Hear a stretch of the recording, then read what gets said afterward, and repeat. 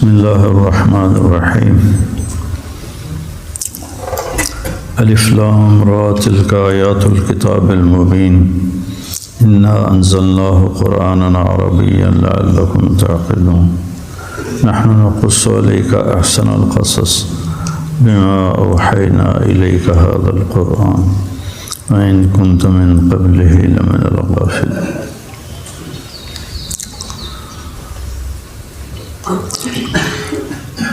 اللہ کے رسول صلی اللہ تعالی علیہ وسلم کا فرمان ہے انکم فی زمان ہدنہ وإن السیر بکم لسریع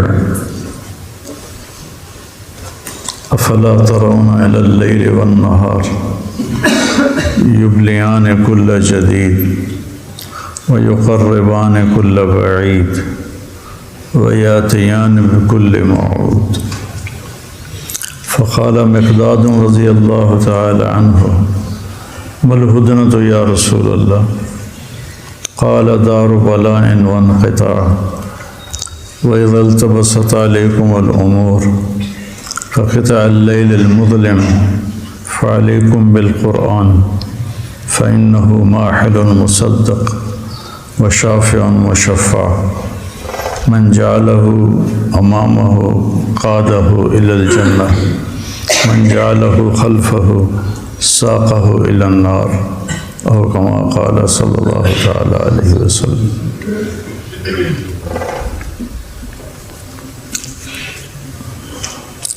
جناب رسول اللہ صلی اللہ علیہ وسلم نے فرمایا تم ہدنہ کے دور میں ہو. ایک لفظ استعمال کیا جس کو صحابہ بھی نہیں سمجھے. تم ہدنہ کے دور میں ہو. ہا دال نون ہا. اور وقت بڑی تیزی سے گزر رہا ہے. افلا ترون الی اللیل والنہار دیکھتے نہیں ہو دن اور رات کو. یبلیان کل جدید ہر نئے کو پرانا کر رہے ہیں. یقربان کل بعید ہر دور کو قریب لا رہے ہیں.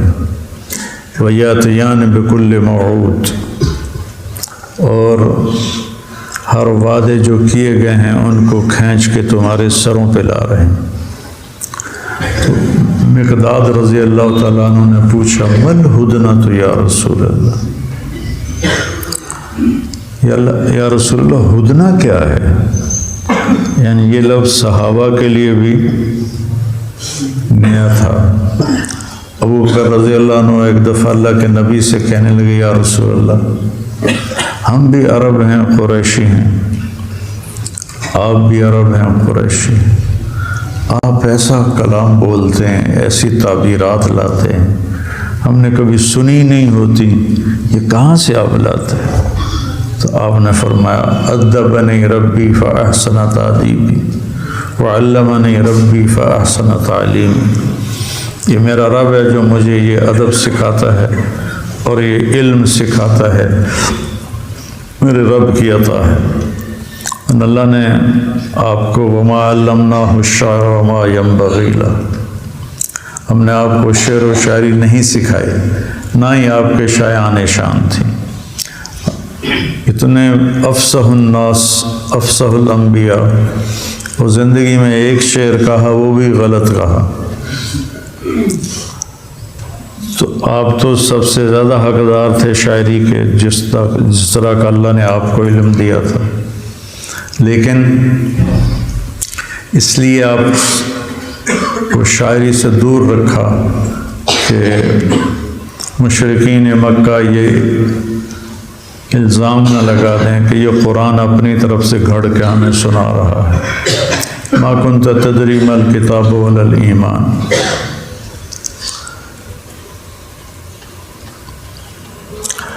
تو آپ کی تعبیرات ایسی خوبصورت ہوتی تھیں کہ سننے والے دنگ رہ جاتے تھے.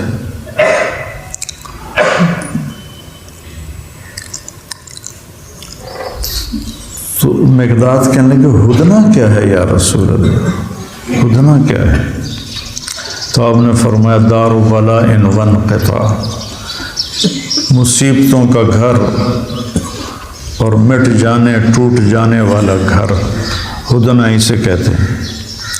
پھر فرمایا جب تم پر فتنے ٹوٹ پڑیں اندھیری رات کی طرح، تو قطع اللیل المظلم، اندھیروں پر اندھیرا، او کظلمات فی بحر لجی یغشاہ موج من فوقہ موج من فوقہ سحاب اذا اخرج یدہ لم یکد یراہا، اندھیروں پہ اندھیرے جمع ہوتے جائیں جب تم پر، تو ان اندھیروں میں تمہیں راستہ نہیں ملے گا۔ تو میں تمہیں نصیحت کرتا ہوں ایک بات کی کہ علیکم بالقرآن، تم اس قرآن کو مضبوطی سے تھام لینا، چونکہ یہ جس کے بارے میں سفارش کرتا ہے اس کی سفارش قبول کی جاتی ہے، جس کے بارے میں جھگڑا کرتا ہے اس کا جھگڑا قبول کیا جاتا ہے۔ جو اسے اپنے سامنے رکھے گا، اس کی تعلیمات کو اپنے سامنے رکھے گا، اس کے مطابق اپنی زندگی کو ڈھالے گا، یہ اسے جنت میں پہنچائے گا، اور جو اسے اپنے پیچھے پھینک دے گا اور اس کی تعلیمات کو بھلا دے گا تو اسے دھکا دے کے یہ جہنم میں گرائے گا۔ تو میرے عزیزو، میں آپ طلبہ کو ہمیشہ اس بات پہ زور دیتا ہوں کہ قرآن کے ساتھ جی لگاؤ۔ یہ مجھ سے کیا کہتا ہے، کس انداز میں کہتا ہے، اس کو اللہ سے مانگ کر قرآن کے موتی ڈھونڈو نکالو۔ اب اللہ تعالیٰ اس کے سورہ یوسف کے بارے میں فرما رہا ہے کہ ہم آپ کو احسن القصص سنائیں، سارا قرآن احسن ہے، اللہ نزل احسن الحدیث، سارا قرآن احسن ہے۔ اس میں پھر اللہ کہے نقص علیک احسن القصص، کہ سارا قرآن احسن ہے، اس احسن کا بھی جو احسن ہے وہ ہم آپ کو سناتے ہیں۔ تو پھر سورہ یوسف علیہ السلام کی یہ فضیلت ہے کہ ان کی کہانی ایک دفعہ آئی اور پوری صورت اسی کے اوپر اترتی چلی گئی، اور اللہ نے آپ کو نسباً بھی سب سے اعلیٰ بنایا کہ نبی ابن نبی ابن نبی ابن نبی، خود نبی، باپ نبی، دادا نبی، پردادا نبی، یوسف علیہ السلام نبی، یعقوب علیہ السلام نبی، اسحاق علیہ السلام نبی، اور ابراہیم علیہ السلام نبی۔ تو 4 پشتیں مسلسل نبوت چلے، یہ انسانی تاریخ میں صرف یوسف سے ابراہیم تک علیہ السلام تک یہ اللہ نے عزت اس خاندان کو بخشی۔ اور پھر آخری نبی بھی ابراہیم علیہ السلام کی نسل میں اللہ نے پیدا فرمایا۔ اسماعیل علیہ السلام سے ایک ہی نبی آئے جو سب پہ چھا گئے، اور بنو اسرائیل کے کچھ 4000 نبی آئے۔ ایسی ایک جگہ نظر سے گزرا تھا، کوئی پکی بات تو نہیں، 4000 نبی آئے۔ ایسی ایک جگہ نظر سے گزرا تھا، کوئی پکی بات تو نہیں ہے، یہ کوئی حتمی عدد نہیں ہے، تخمینی عدد ہے۔ تو یوسف علیہ السلام کی کہانی کو اللہ تعالیٰ احسن القصص سنا رہے ہیں، کیا فرما رہے ہیں کہ یہ ایک تو ہمارے نبی پاک صلی اللہ تعالیٰ علیہ وسلم کے ساتھ بہت میل کھاتی۔ یوسف علیہ السلام کو، یوسف علیہ السلام اور موسیٰ علیہ السلام کے قصے میں 2 بڑی عجب چیزیں ہیں۔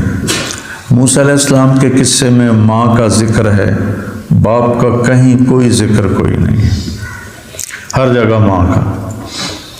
وَأَصْبَحَ فُؤَادُ أُمِّ مُوسَىٰ فَارِغًا، اور هَلْ أَدُلُّكُمْ عَلَىٰ أَهْلِ بَيْتٍ يَكْفُلُونَهُ وَهُمْ لَهُ نَاصِحُونَ فَرَدَدْنَاهُ إِلَىٰ أُمِّهِ کہ تقر عینھا ولا تحزن۔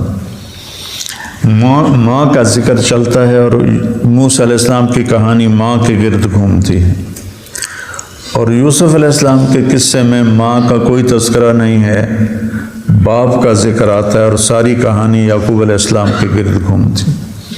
جتنا قرآن نے ہائی لائٹ کیا ہے یوسف علیہ السلام کو، اتنا ہی شدت کے ساتھ یعقوب علیہ السلام کے باپ ہونے کو ذکر کیا ہے کہ کسی کی اولاد بگڑ جائے تو باپ کو کیسا ہونا چاہیے۔ عام طور پر یہ اخباروں میں چھپا ہوتا ہے میں نے اپنی اولاد کو عاق کر دیا، یعنی جائیداد سے محروم کر دیا، تو اس کے نافرمانی کی وجہ سے۔ تو کیا یہ شریعت سے اس کا کوئی ثبوت ملتا ہے یا کوئی اور کہانی ہے؟ تو یعقوب علیہ السلام کی کہانی یوسف علیہ السلام کے برابر چلتی ہے، اور یعقوب علیہ السلام کا بطور باپ جو معاملہ ہوا اپنے نافرمان بچوں کے ساتھ، وہ بطور خاص قرآن نے اس کو ہائی لائٹ کر کے بتایا۔ اب سب کل کو والدین بننے والے ہیں، کئی بنے بیٹھے ہیں، کئیوں کی اولاد نیک ہے، فرما بردار ہے، کئیوں کی اولاد نافرمان ہے۔ اکثریت تو آج کل اولاد نافرمان ہے۔ اس میں والدین کا بھی قصور ہے کہ انہیں دین سکھایا ہی نہیں، ناظرہ قرآن پڑھا دیتے ہیں اور بس چھٹی۔ تو جو ناظرہ پڑھانے آتا ہے بیچارہ، وہ غربت کا مارا ہوا آتا ہے گھروں میں، اس نے آدھا گھنٹہ یہاں پڑھانا ہے، آدھا گھنٹہ وہاں پڑھانا ہے، آدھا گھنٹہ وہاں پڑھانا ہے، اس سے اس نے اپنے پیسے جمع کرنے ہیں۔ اگر وہ کہیں پڑھتا ہے تو اپنا خرچہ چلانا ہے، یا وہ پڑھتا نہیں تو اس نے اپنے چولہے کا خرچہ چلانا ہے۔ تو اس کی دماغی جو سوچ ہوتی ہے وہ انتہائی محدود قسم کی ہوتی ہے، اور بس اس نے ٹائم پاس کر کے چند سطروں سے گزار کے آگے جانا ہوتا ہے۔ تو ہم اپنے والدین آج کے اپنے بچوں کو قرآن نہیں سکھاتے، کچھ بھی نہ کریں، قرآن سکھا دیں اس کے ترجمے کے ساتھ کہ اللہ کیا کہتا ہے، تو پوری زندگی کی کایا پلٹ سکتی ہے۔ تو اولاد جب نافرمان ہو جائے تو والد کو کیا کرنا چاہیے، یہ ہمیں یعقوب علیہ السلام کے قصے میں یہ کہانی ملتی ہے۔ اب ان کی سرکشی آپ اس جملے سے اندازہ لگائیں، لَقَدْ كَانَ فِي يُوسُفَ وَإِخْوَتِهِ آيَاتٌ لِلسَّائِلِينَ۔ بڑی کھلی نشانیاں ہیں یوسف علیہ السلام اور ان کے بھائیوں کی کہانی میں، اور یہ یہود نے سوال کیا تھا قریش مکہ سے کہ یوسف کو پوچھو کہ وہ فلسطین چھوڑ کے مصر کیسے آ گیا، اگر نبی ہوگا تو بتائے گا، نہیں ہوگا تو نہیں بتائے گا۔ تو اس پر یہ پوری کہانی، پوری صورت اتاری گئی۔ کیا نشانیاں ہیں؟ آگے بچے باپ کے بارے میں کس طرح کا بول رہے ہیں کہ کہہ رہے ہیں اذ قالوا لیوسف واخوہ احب الی ابینا منا، خود ہی منصف بنے بیٹھے ہیں، دیکھو نا یہ یوسف اور اس کا جو بھائی ہے اس سے ہمارا باپ زیادہ پیار کرتا ہے، ہم سے کم پیار کرتا ہے۔ ان ابانا لفی ضلال مبین،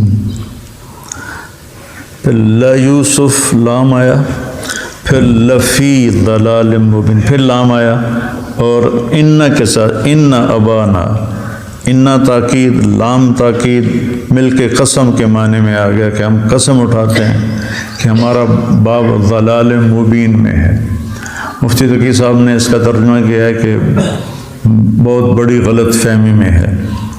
یہ انہوں نے ادباً یہ ترجمہ کیا ہے، نہ بچوں کا مزاج، بچوں کا انداز گفتگو، بچوں کا سکیم بنانا، یہ اس کے اصل مطلب اور معنی پر ہی یہ جملہ آیا ہے کہ ہمارا باپ کھلی گمراہی میں ہے، کھلی گمراہی میں مبتلا ہے، مفتی صاحب کا قلم ادب کی وجہ سے کھلی غلط فہمی کی طرف چلا گیا، پاس سے ادب کے لیے انبیاء کے، ورنہ بیٹوں کے ہاں یعقوب کے بارے میں ادب کوئی نہیں ہے۔ انہوں نے یہ لفظ اسی معنی میں بولا ہے جس میں قرآن دکھا رہا ہے لفی ضلال مبین، اتنی ان کے اپنے باپ سے دوری ہے۔ تو یہ دوری اس جملے سے نظر آتی ہے، اور 24 گھنٹے کے معاملات میں بھی وہ ایسا ہی کرتے ہوں گے جس سے یعقوب علیہ السلام کو دکھ پہنچتا ہوگا، کیونکہ زبان کا بول وہ دل کا ترجمان ہوتا ہے، جو دل میں جذبات و احساسات ہوتے ہیں وہی عام طور پر زبان پر آتے ہیں۔ تو یعقوب علیہ السلام کا والد ہونا اور 10 نافرمان بچوں کو برداشت کرنا، 10۔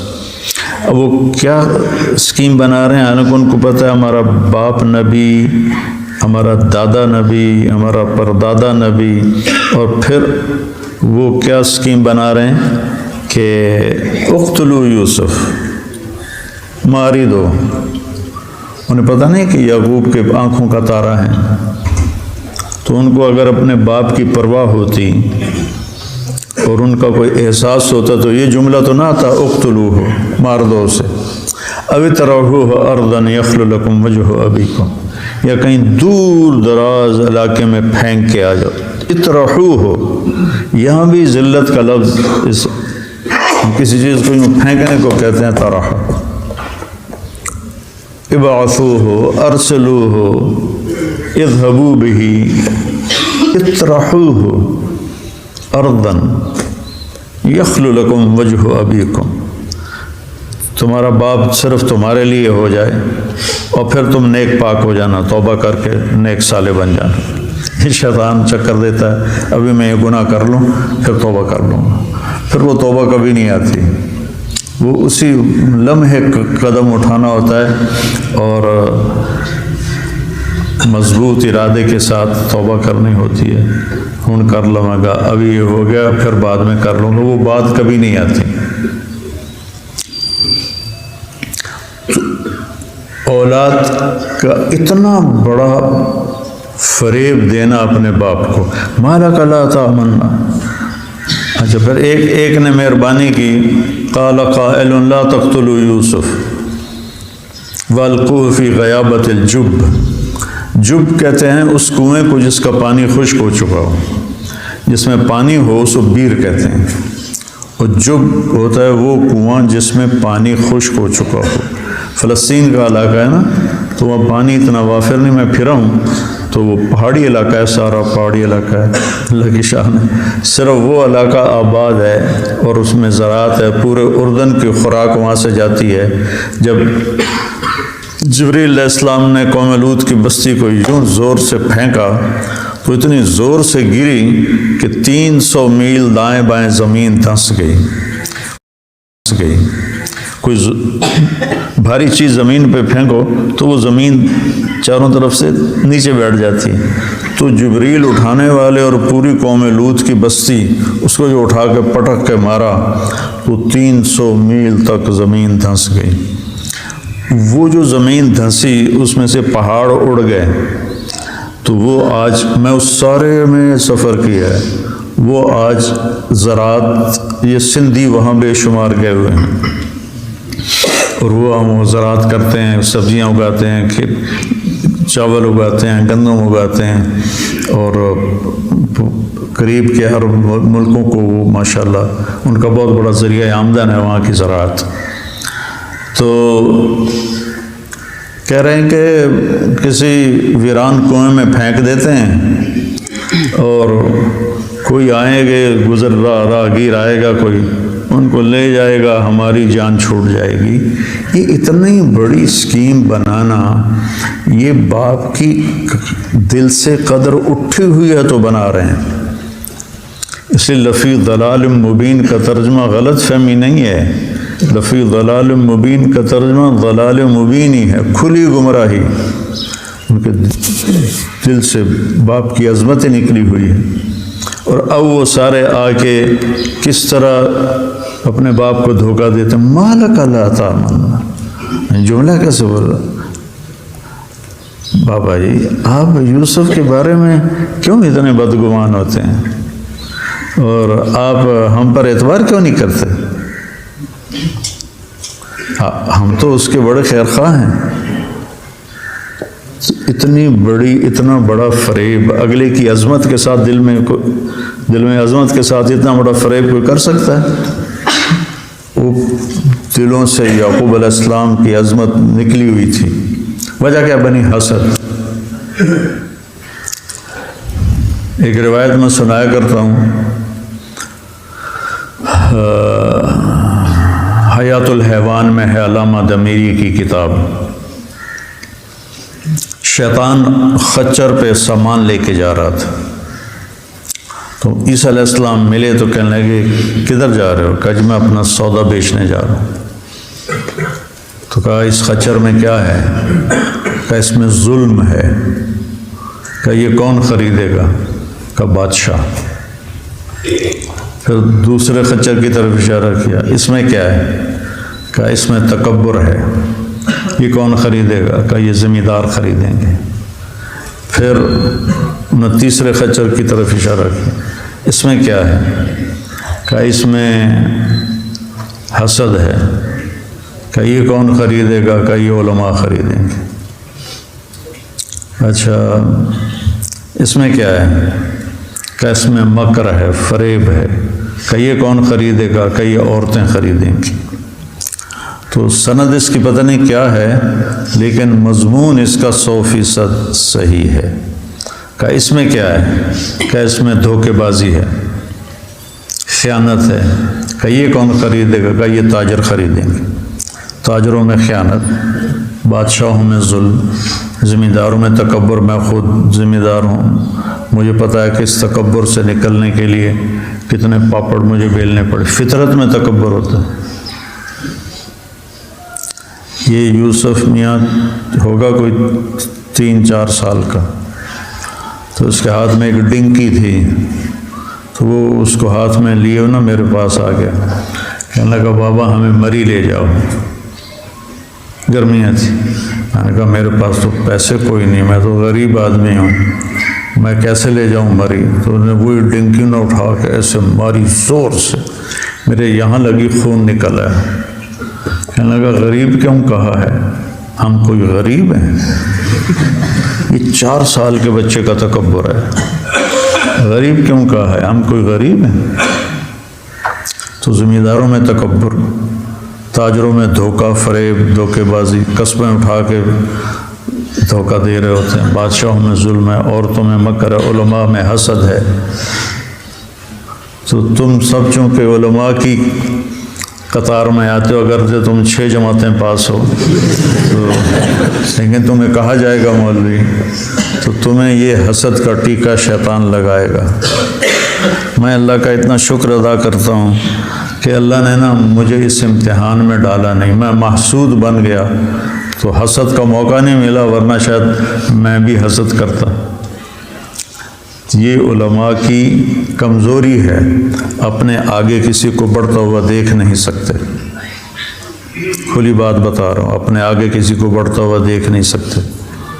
اور یہی ہمارے علمی حلقوں کے زوال کا سبب ہے. ساری مغربی قومیں استعداد دیکھتی ہیں، صلاحیت دیکھتی ہیں. پھر چاہے وہ اب دیکھو نا، انگلینڈ کا وزیر اعظم ہندو بنا دیا انہوں نے، اور اسکاٹ لینڈ کا وزیر اعظم میاں چنو، میری تحصیل ہے، اس کا ایک لڑکا بنا دیا ہے. کہ انہوں نے یہی نہیں دیکھا کہ یہ میاں چنو کا ہے، یہ پاکستانی ہے، یہ تو گورا نہیں ہے، یہ تو کالی نسل ہے، ہمیں اس کی حکومت قبول نہیں ہے. تو انہوں نے دیکھا یہ ہم سے زیادہ استعداد والا ہے، اس کو وزیر اعظم بنا دیا اسکاٹ لینڈ کا. اور ادھر ہندو کو وزیر اعظم بنا دیا انگلستان کا. یہ وجہ ہے ان کے ترقی کرنے کی اور ان کے آگے بڑھنے کی کہ وہ استعداد والے کو آگے بڑھاتے ہیں. اور ہمارے ماحول میں اگر کسی میں کوئی استعداد ہے تو یہ اتنی ٹنگاں کھچو، اتنی ٹنگاں کھچو کہ پیچھے وہ توبہ کرے، بھائی بخشو بھی بلی چوہا نہ ڈورا ہی بھلا.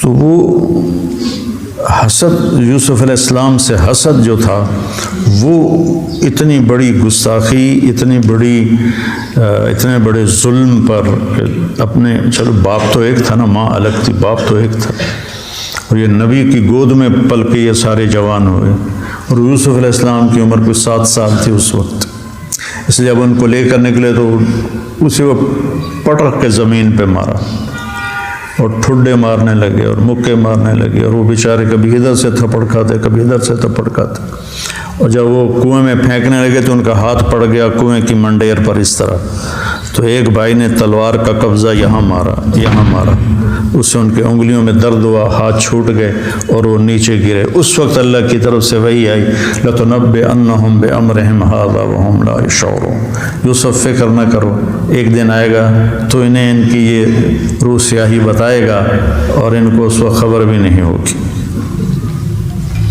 پھر آگے دیکھو، تَاللَّهِ إِنَّكَ لَفِي ضَلَالِكَ الْقَدِيمِ، جب انہوں نے انی لأجد ریح یوسف لولا ان تفندون، جب یوسف علیہ السلام نے اپنا کرتا دے کے بھائیوں کو بھیجا کہ جاؤ اور میرے باپ کو یہ کرتا اس کی آنکھوں پہ لگاؤ، یات بصیرہ، اس کی آنکھیں ٹھیک ہو جائیں گی، ان کی یاد میں روتے روتے اندھے ہو گئے تھے، آنکھیں چلی گئی تھیں، اتنا دکھ دیکھا یوسف کا، اور ان کے بھائی دیکھ رہے ہیں کہ باپ ہمارا اندھا ہوتا جا رہا ہے اور نابینا ہوتا جا رہا ہے۔ تو یہ سارا کچھ وہ حسد کی آگ تھی جس نے اتنے بڑے جرم پر انہیں بھڑکایا اور اٹھایا۔ دیکھنے میں پہلا گناہ دنیا میں حسد ہوا تھا، پہلا گناہ کہ قابیل کو حابیل سے حسد ہو گیا، کہ قابیل کی قربانی قبول ہو گئی، حابیل کی قربانی قبول ہو گئی، استقبل من احدہما ولم يتقبل من الآخر قال لاقتلنک، تو قابیل کی قربانی قبول نہیں ہوئی تو اس کو حسد ہوا کہ میں تیری جان لے کے چھوڑوں گا، ان کا لے لے، ماں نے باسطیں یدیہ لے گی، تو مجھے مار رہا ہے تو مار، میں نہیں تجھے ماروں گا، میں اپنا ہاتھ نہیں بڑھاؤں گا، انی ارید ان تبوء باسمک فتکون من اصحاب النار، تو میرا گناہ بھی اپنے ذمہ لے اور اپنا بھی اپنے ذمہ لے۔ تو وہاں کہہ رہے ہیں تاللہ انک لفی قال انی لاجد ریح یوسف لولا ان تفندون، کہ مجھے کہیں تم سٹھایا ہوا پاگل نہ سمجھو تو مجھے یوسف کی خوشبو آ رہی، کہ تاللہ انک لفی ضلالک القدیم، یہاں تو قسم نہیں تھی، یہاں 2 قسمیں، ایک تاللہ ہے پھر انک اور پھر لام اور کاف کے ساتھ تک، جیسے تیر کی طرح کوئی جملہ کسی کے سینے پر دے کے مارو، انک لفی ضلالک القدیم۔ اور پھر کہ لا تفتح تذکر یوسف حتی تکون حرضا او تکون من الحالکین، کہ تو یوسف کو یاد کرتے کرتے کرتے یا تو بہت بیماری میں چلا جائے گا یا تو ہلاک ہو جائے گا، مر جائے گا۔ یہ چند جملے ان بچوں کی نفسیات بتا رہے ہیں اور ان کا رویہ بتا رہا ہے، ان کا رویہ بتا رہے ہیں یہ کلمات۔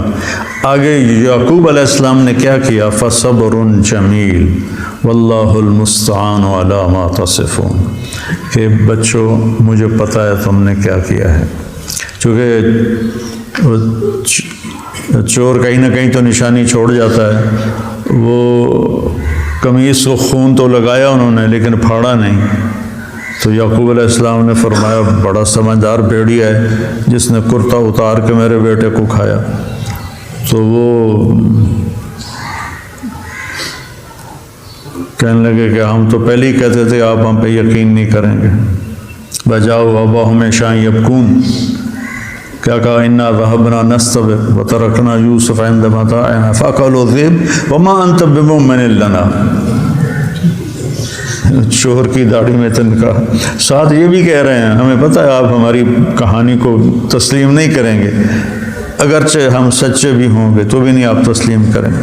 ان کا فصبر جمیل، میرا صبر، صبر جمیل کیا ہے کہ جتنے سال، کہیں کوئی ملا نہیں ایسا واضح کہ کتنے سال کی جدائی ہے، لیکن لمبی جدائی ہے، 25-30 سال کی جدائی ہے، تو ہو سکتا ہے اس سے بھی زیادہ ہو۔ اس پوری جدائی میں یعقوب علیہ السلام کی زبان سے ایک لفظ بچوں کی ڈانٹ ٹپٹ کا نہیں نکلا، اور دن رات دیکھ رہے ہیں کہ یہ میرے بچے کو کھا گئے۔ انہوں نے کوئی نشان ہی کوئی نہیں نا کہ چلو ادھر ہے، وہاں ہے، یہاں ہے۔ ان کو گھر میں رکھا ہوا ہے، ان کے ساتھ اٹھتے بیٹھتے ہیں، کھاتے پیتے ہیں۔ اور یہ والدین کے لیے بہت بڑا سبق ہے۔ اگر اولاد نافرمان ہو جائے تو اس کا علاج ڈنڈا نہیں ہے، مار پٹائی نہیں ہے، اس کا علاج شفقت اور محبت ہے۔ ہمارے جو دیندار طبقے ہیں وہ بچوں کو عالم بنانے کا شوق ہوتا ہے، انہیں عالم بنے، حافظ بنے، عالم بنے، حافظ بنے۔ آگے بچے کا شوق نہیں ہوتا، پھر خود بھی مارتے ہیں اور مدرسے والے بھی اچھا چھیل کے رکھتے ہیں، تو اس کے اندر ایک بغاوت پیدا ہو جاتی ہے اور دینی طبقوں سے باغی ہو جاتا ہے وہ۔ تو یعقوب علیہ السلام کی کہانی، میں بیٹھا ہوا تھا مولانا سید خان صاحب رحمۃ اللہ علیہ کے پاس، میں ادھر بیٹھا تھا، مولانا ادھر بیٹھے تھے، تو ایک شخص آئے کراچی کے کہ جی دعا کریں اللہ میرے بیٹے کو عالم بنائے۔ تو مولانا نے فرمایا اللہ آپ کے بیٹے کو نیک بنائے۔ تو مجھے خیال آیا اسی وقت کہ اس آدمی نے دعا کہی ہے عالم بنے، یہ کہہ رہے ہیں نیک بنے۔ یہ دعا اور اس کے سوال اور اس کے جواب میں مطابقت نہیں۔ تو ابھی یہ میرے اندر اشکال چل رہا تھا کہ مولانا نے گفتگو شروع فرمائی کہ اللہ نے ہمیں جو اولاد کے بارے میں دعا سکھائی ہے وہ ہے رب ہب لی من الصالحین، یا اللہ مجھے نیک اولاد نصیب فرما۔ عالم اولاد کا نہیں فرمایا کہ نیک بننا تو فرض ہے، پھر عالم مقدر میں ہوگا تو بن جائے گا، نہ نیک بننا فرض ہے کہ وہ اس ایسے راستے پر چلے کہ جہنم سے بچ جائے۔ تو یعقوب علیہ السلام تھک ہار گئے اور ٹوٹ گئے اور چور چور ہو گئے، اور پھر کیا کہہ رہے ہیں یا بنی یا اذہبوا، یا بنی، اے میرے پیارے بچوں، یا ابنائی نے یا بنی اذہبوا فتحسسوا من یوسف و اخیہ، جاؤ ذرا تلاش کرو یوسف کو، ہے وہ زندہ ہے۔ یا بنی، اتنا دیکھ کر ان کی سرکشی اور ان کی سازش اور ان کا ظلم، اس کے بعد کہہ رہے ہیں یا بنی، بطور باپ تمہیں کیسا چلنا ہے۔ سورہ یوسف اس کی بہت بڑی مثال ہے۔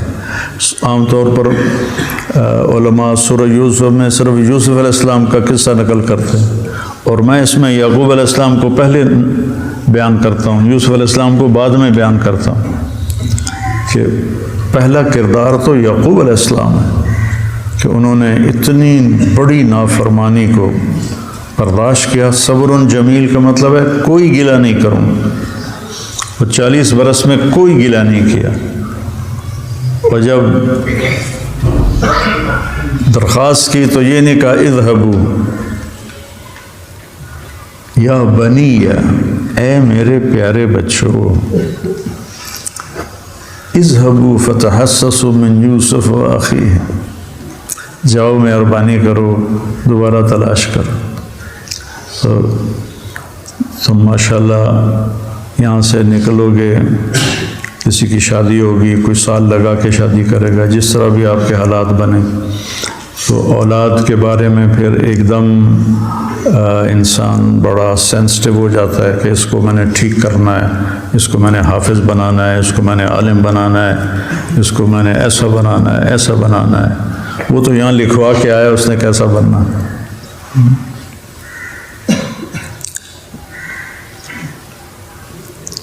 میرا باپ مجھ سے کہنے لگا تیرو تے چھج پیسے آندہ ویٹ ہے۔ چھج سمجھتے ہو؟ چھج چھج ہوتا ہے کہ کانوں کا بنا ہوا ہوتا ہے، اس میں وہ گندم کے دانوں کو صاف کرتی ہیں چاول کے۔ تو مجھ سے کہنے لگے تیرو تے چھج پیسے آندہ ویٹ ہے، تے ہن تو آنا ہے میں مولوی بننا ہے، میں ڈاکٹر نہیں بننا۔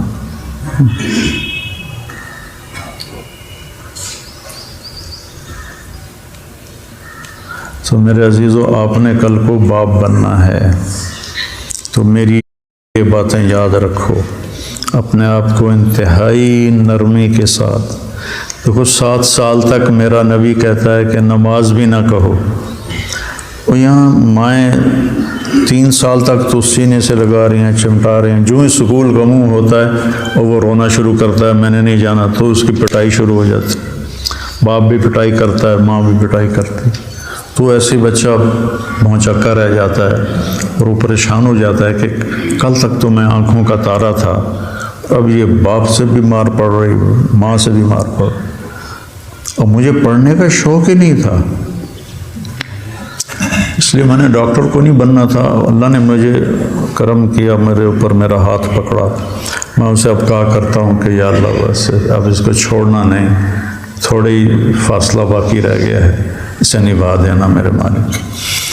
تو مجھے میرے باپ نے اتنا سخت مارا کہ وہ چھٹیوں میں نا وہ ٹیوشن، پہلی دوسری جماعت سے ہماری ٹیوشن شروع ہو گئی، اب میں کھسک جاتا تھا کبھی ادھر کبھی ادھر، تو وہ کئی دفعہ میری شکایت لگائی میری ماں نے کہ یہ پڑھتا نہیں ہے، استاد آتا ہے یہ بھاگ جاتا ہے، اور میرے باپ نے مجھے پکڑ لیا اور اٹھا کے مارا، ایسے گھما کے مارے، ایسے مجھے گھمائے اور پھر چھوڑ دے، پھر گھمائے پھر چھوڑ دے، میں گھومتا کبھی لاٹو کی طرح ادھر جاؤں کبھی ادھر جاؤں، میری چیخیں آسمان پر۔ تو یہ طریقہ تو نہیں ہوتا اولاد کو کسی رخ پہ ڈالنے کا۔ تو اللہ تمہیں کل کو باپ کا منصب دے تو بڑا ظرف رکھنا، بڑا حوصلہ رکھنا، اپنے بچوں سے دوستی لگا لینا، ورنہ کسی اور سے دوستی لگائیں گے تو ان کی طرف سے غلط راہیں ملیں گی، غلط مشورے ملیں گے۔ تم اتنا تعلق بناؤ۔ میرے نبی کہتے ہیں کہ 7 سال تک تو اس کو نماز کا کہو بھی نہیں، 7 سال کے بعد تو 7 سال تک نماز کا کچھ نہیں کہنا، تو مطلب ہے کوئی سزا بھی نہیں دینی، کوئی ڈانٹ ڈپٹ بھی نہیں کرنی، اور 10 سال کی عمر میں چلا جائے تو پھر نماز کے لیے سختی کرو، نہ پڑھے تو کچھ اس کو مناسب سزا دو۔ 10 سال میں بچہ شعور میں آ جاتا ہے اور اسے پتہ ہوتا ہے کہ مجھے یہ سزا کیوں مل رہی، میری جب پٹائی ہو رہی تھی تو میرا شعور ہی نہیں تھا کہ میں کیوں پڑھا، میں کیوں پڑھوں، مجھے کیا ضرورت ہے پڑھنے کی، نوکر بھی ہیں اور جداد بھی ہے اور سارا کچھ ہے، تو میں رٹے لا کے کیوں پڑھا، ٹھیک، لیکن اس پر میرے ڈنڈے برس رہے ہیں، تو ڈنڈوں سے دماغ اور سخت ہو جاتا ہے، موٹا ہو جاتا ہے، مار پڑ کے نا۔ تو ہمارا ہاسٹل کے وارڈن تھے طالب صاحب، وہ ان کا ڈنڈا ایک سیف میں پڑا ہوتا تھا، تو جس کو مارنا ہوتا تھا اس کو بلاتے اے چابی پھاڑ کہ تالا کھولو۔ اب میرے ساتھ یہ ہو چکا ہے، بہت دفعہ ہوا، میں تو بہت ہر دل عزیز تھا نا، نیچے سے فرسٹ، نیچے سے فرسٹ، 33 نمبر والے، کبھی کوئی پریشانی نہیں، بھائی اتنے تھوڑے نمبر آئے، بس پاس ہو گئے کافی۔ کہتے تالا کھولو جی، اب میں ہی تالا کھول رہا ہوں، اے کڈو اپنے چاچے نو، میں پھر وہ ڈنڈا نکال کے دے رہا ہوں۔ یہ جس کو بھی مارتے تھے یہی ہوتا تھا، لیکن میرے ساتھ چونکہ کئی دفعہ ہوا تو مجھے بڑا اچھی طرح یاد، پھر وہ اس کو ایسے صاف کرتے تھے، آ جا پتر ہوں تو اگے آ جا، پھر ٹھا ٹھا ٹھا ٹھا ٹھا ٹھا۔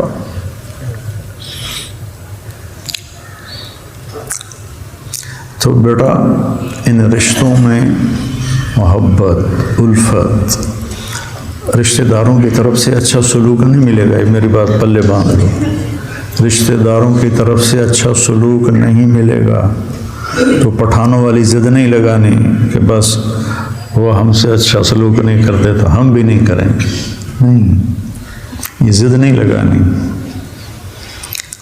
تو انشاءاللہ یہ میری باتیں تمہیں یاد آئیں گی، تمہارے کام آئیں گی اگر ان کو تم دھیان سے سن رہے ہو اور دل میں انہیں جگہ دے رہے ہو کہ ہر رشتے میں بھی صرف ابھی تو چونکہ باپ کی بات ہو رہی تو میں اسی رشتے کو بیان کر رہا ہوں، تو ہر رشتوں میں محبت ہی سب سے بڑا فاتح ہے۔ محبت سے آپ لوگوں کے دلوں کو خرید لو۔ تو یعقوب علیہ السلام کی کہانی سورہ یوسف میں اتنی ہائی لائٹ ہے جتنا یوسف علیہ السلام ہائی لائٹ۔